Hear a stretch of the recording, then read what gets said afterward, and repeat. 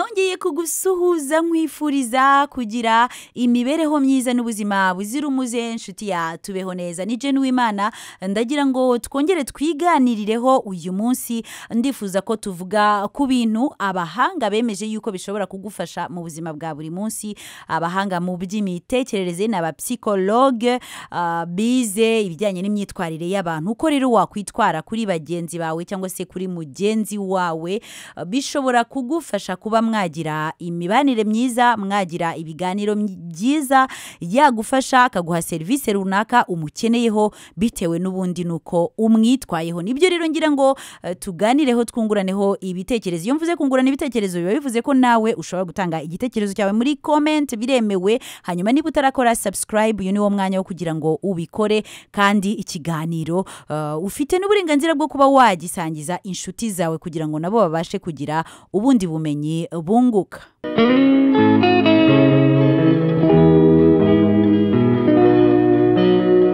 ikintu cya mbere cyagufasha mu mibanire yawe n'abagenzi bawe nka kwa kundi uba ubonye umuntu nubwo mwaba muhuye ari ubwa mbere cyangwa se atari n'ubwa mbere ujye umusuhuza mu gihe umusuhuje cyakora mu mategeko y'ikinyabupfura bavuga ko iyo umuntu ari mukuru uramuramutsa hanyuma ugategereza ko ari we uguhereza ikiganza mu gihe rero aguhereje ikiganza cyangwa se ukaba ari wowe muntu mukuru uhereje ikiganza umuntu muto kuri wowe mukaramukanya ujye ushyiramo imbaraga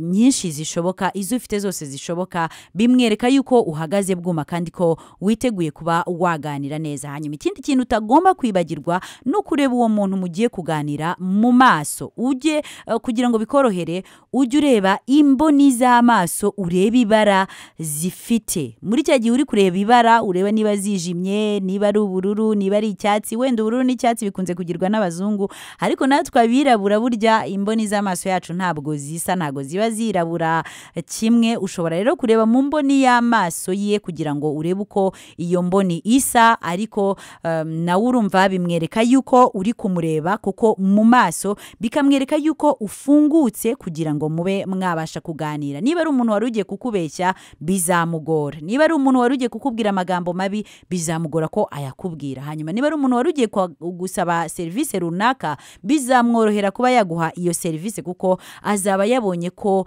uri wa muntu usa naho wirekuye kuri we kandi umwisanzuyeho bityo nawe yisanzure mu kuba mwaganira cyangwa se niba ari serivisi agiye kuguha bizoroha ko agufata nk'umuntu mumenyeranye kandi nk'umuntu w'inshuti ashobora kukuguha iyo serivisi mu buryo bworoshye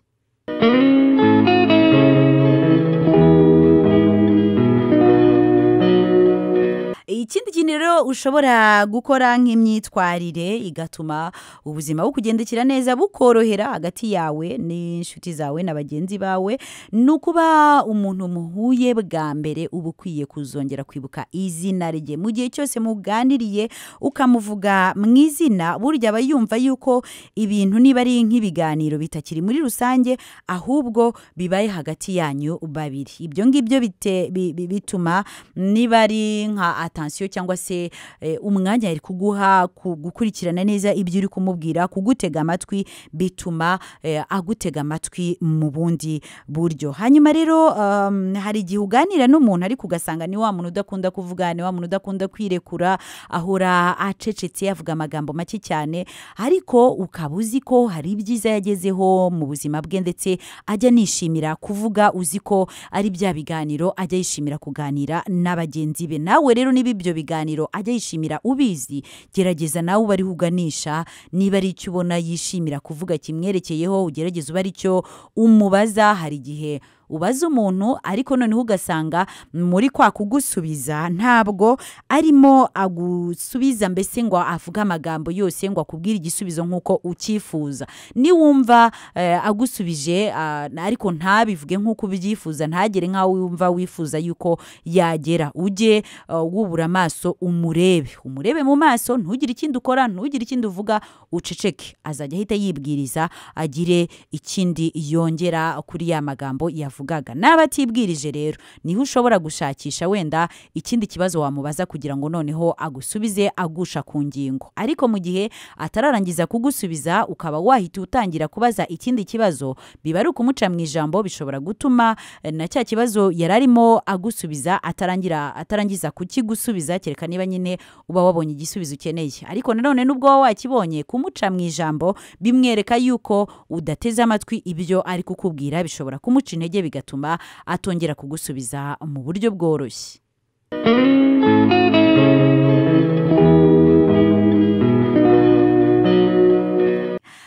Mu bindi bintu bishobora kugufasha mu mibanire yawe n'abandi bantu, urabona hari nk'ukuntu umenyana n'umuntu ugasanga wenda ni umufiance wawe, muri guteretana, murashaka kuba inshuti, cyangwa se ni n'umuntu mukorana mu buzima busanzwe muri rusange. Buryo wifuza gusobanukirwa n'umuntu n'imyitwarire ye, nubwo bavuga ko umuntu ari mugari, ariko hari ibimenyetso bimwe na bimwe bishobora gutuma usobanukirwa n'ibijyanye na wa muntu. Ibyo bimenyetso ni ibihe rero? Kuba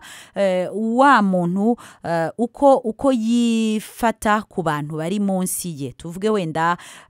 abasekirite, umuntu ushobora kuba yamufungurira urugi, umuntu ushinzwe amasuku, umuntu umuseriveri muhuriye nko muri resitora, uko wa muntu muri kumwe yifata kuri bariya bantu, tuvuge niba ari umuhungu gutereta cyangwa se niba ari umukobwa nawe uri gutereta, ukabona ni wa muntu udashobora kuramutsa umusekirite, udashobora gusaba imbabazi umuntu usukura niba wenda hari nk'ikintu runaka amukoreye, kubera ko azi ko ntacyo yamutwara. Niba uriya muntu ashobora kwitwara nabi ku bantu arusha imbaraga, ku banyantege nke, ntuzakeke ko wowe akwitwaraho neza kubera yuko asanzwe yitwara neza, ahubwo wowe akwitwaraho neza kubera ko hari icyo agukurikiyeho. Ubwo rero mu gihe azaba ntacyo akigukurikiyeho, umenye ko nawe azakwitwaraho nabi. Uko yitwara neza, uko yitwara muri rusange ku banyantege nke, niko nawe yakwitwaraho mu gihe nta kintu mwaba mupanga.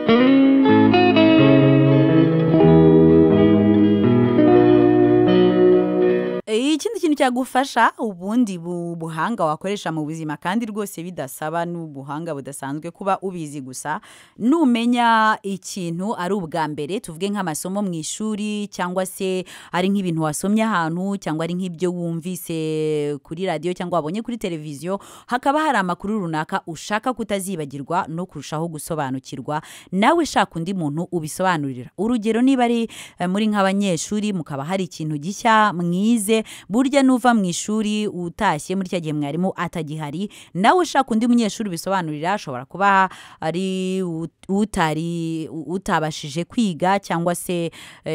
wari wasibye, cyangwa se utasobanukiwe neza mu ishuri, ujye uba mu ba mbere bashaka gusobanura, kuko uko uba ugenda usobanurira mugenzi wawe niko nawe urushaho gusobanukirwa. Niba ari n'ibyo wabonye ahantu, mbese ntukabyihererana, ahubwo ujye ugerageza gusangiza abandi ubumenyi ufite. Uko ugerageza gusangiza abandi bwa bumenyi ufite, niko bwa bumenyi burushaho kwiyongera, niko nawe urushaho gusobanukirwa. Hanyuma ikindi nakubwira, dukunda kugerageza ibintu bishya mu migirire yacu ya buri munsi. Niba hari ikintu ugerageje gukora bwa mbere utagifitemo uburambe, ntugatekereze yuko ushobora guhita ugitsinda, gishobora guhita kikugendekera neza. Iyo wishyizemo ko byanze bikunze ugomba gutsinda, byanze bikunze bigomba kugenda neza, kubera ko wenda wari usanzwe ubisobanukiwe, kubera ko ari ibyo wize, kubera ko ari ibyo wispecialijemo, ariko ukaba utari ufite experience, ukishyiramo yuko byanze bikunze bigenda neza, burya uba wiyongerera ibyago by'uko byagenda nabi, kandi ukiyongerera n'ibyago byo kuza kubabara, kugira agahinda muri cya gihe bitagenze neza. Rero nujya kugerageza ikintu gishya, ko kujya ukusanya amakuru n'ubumenyi bwose ukeneye kugira ngo cya kintu gishyire mu bikorwa, ariko wibuke ko byose bishoboka, wibuke ko bishobora no kutagenda neza, bityo mu gihe byaba bitagenze neza ntutungurwe ngo uze kubabazwa nuko nyine bitagenze neza.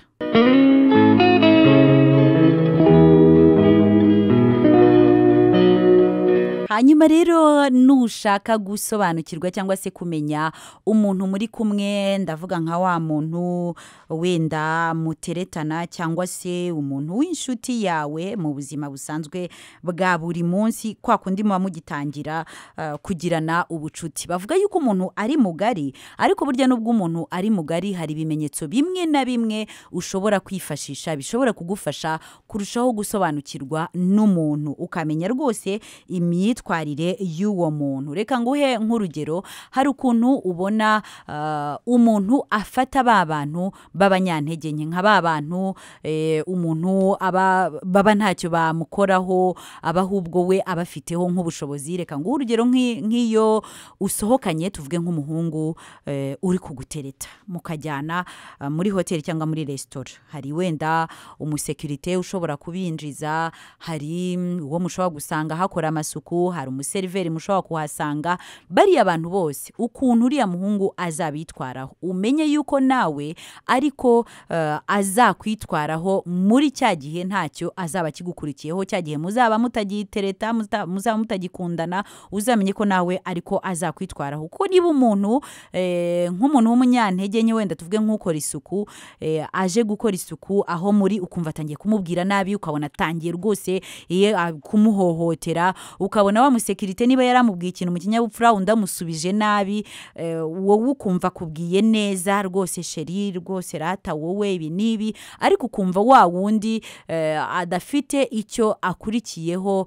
udafite icyo yamutwara, ukumva arimo aramuhohotera cyangwa aramubwira nabi cyangwa aramwitwaraho nabi. Ni wa muntu udashobora kuba yasuhuza uriya muntu w'umunyantege nke bataziranye, ukabona yuko nyine anamufata nk'umuntu asuzuguye. Umenye yuko nawe hari igihe azagusuzugura, uhita umenya nyine yuko n'abandi ariko abasuzugura, kuko impamvu ari kugufata neza nuko hari icyo agukurikiyeho. Uwo muntu rero ntabwo aba afite imico myiza, ntabwo aba ari wa muntu wo kuba yakwizerwa.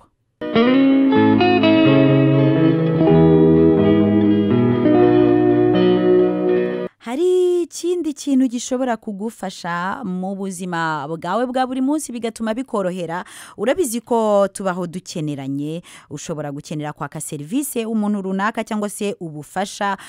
mu buryo bumwe cyangwa ubundi. Nujya gusaba ubufasha cyangwa se gusaba serivisi, ujye usobanura impamvu, ese kubera iki bagomba kuguha iyo serivisi, ese kubera iki ari wowe batoranya ngo baguhe iyo serivisi. Buriya bizatuma na wa wundi wasabye iyo serivisi akangukira cyane kuba yayiguha, kuko nyine ya mpamvu azaba yayumvise. Abantu burya dukunda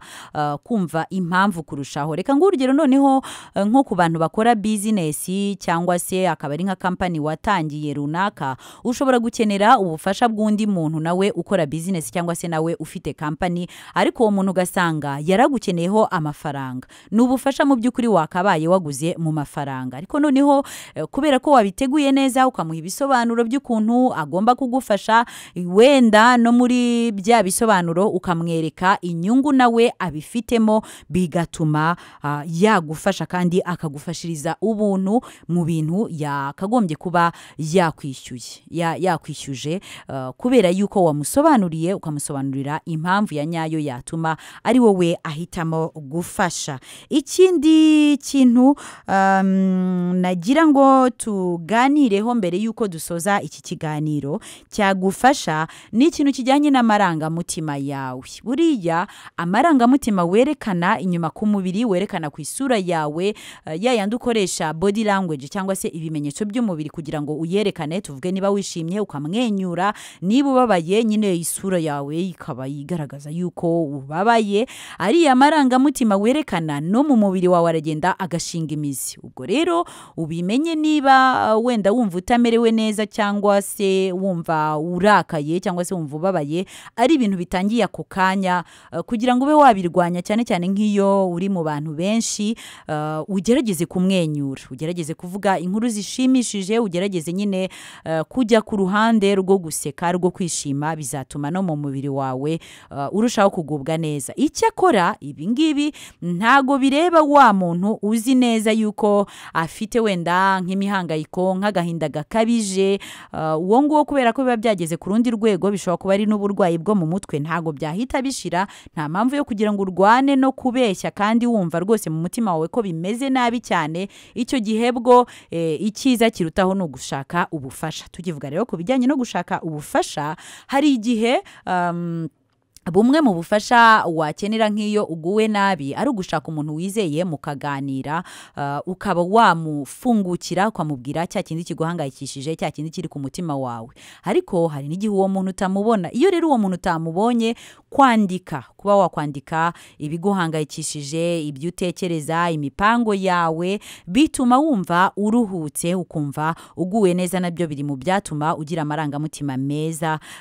ibingibi nabyo nabitangaho urugero nka kwa kundi umuntu aba agiye kuryama ariko ukibuka yuko ufite gahunda nyinshi ejo gutekereza yuko ufite gahunda nyinshi gutekereza uko umunsi wawe uzagenda bishobora kuba mu bintu byakubuza ibitotsi ariko iyo wafashe umwanya mbere yo kujya kuryama ukabanza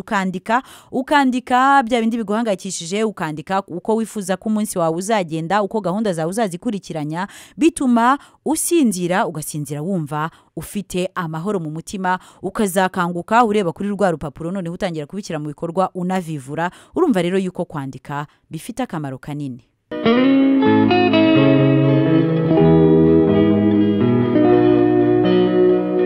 reka ngushimire inshuti yatubeho neza twaganiriye nizere ko hari byinshi wungutse muri iki kiganiro niba ubifiteho igitekerezo wakwandika mu mwanya w'ibitekerezo hari handitse comments ukaba nawe washyiraho igitekerezo cyawe ikindi kandi ushobora gusanga iki kiganiro hari inshuti yawe cyagirira akamaro wibuke no kuba wasangiza n'abandi iki kiganiro niba utarakora subscribe nabyo bigerageze aka kanya hari handitse abonnevu cyangwa se subscribe ukande no kunzogera iyo ukanze kunzogera bituma n'ibindi biganiro dukora nabyo bikugeraho byihuse maze nawe ugakomeza kwiyungura ubumenyi mu bijyanye n'ubuzima ndetse n'imibereho myiza ni Jenny Uwimana mwaganiraga reka nkwifurize gukomeza kugubwa neza naho ubutaha